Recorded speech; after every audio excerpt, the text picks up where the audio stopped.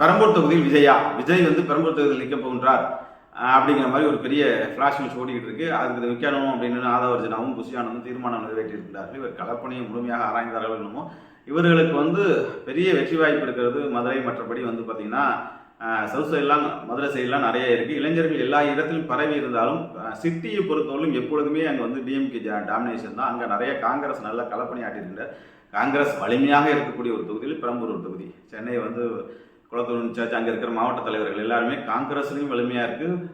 ஏன்னா தொழிலாளர் வந்து டிஎம்கேலாம் ரொம்ப ஸ்ட்ராங்காக இருக்கக்கூடிய ஒரு விஷயம். அங்கே இளைஞர்கள் ஓட்டு ரொம்ப கம்மி. அதனால் விஜய் வந்து பெரம்பலூர் தொகுதியை அவர் வந்து சிட்டியை விட்டு அதிகமாக போகணும். ஏன்னா பெரும்பாலும் எம்ஜிஆர் பெருசாக வந்து ஆட்சிக்கு வரும்போது ஆசைப்பட்டு முதல்ல சிட்டியை விட்டு வெளியில் தான் போனார். அப்புக்கோட்டை மாதிரி தொகுதிகள் தான் போனார். விஜயகாந்தும் அவ்வளோ பெரிய மாஸ் லீடராக வந்ததுக்கு அப்புறம் வந்து விருதாச்சலத்தை தேடி தான் சென்றார், ரிஷிவந்தத்தை தேடி தான் சென்றார்.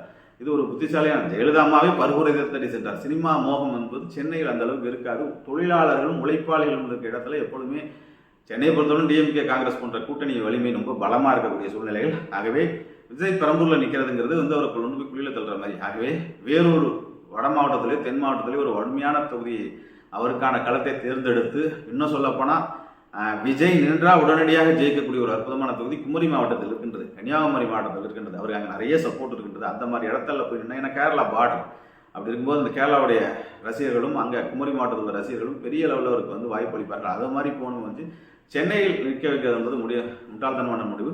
எப்படி இருந்தாலும் செங்கோட்டையன் போன்ற புத்திசாலிகள் அரசியல் ஆலோசகர்கள்லாம் இருப்பார்கள்.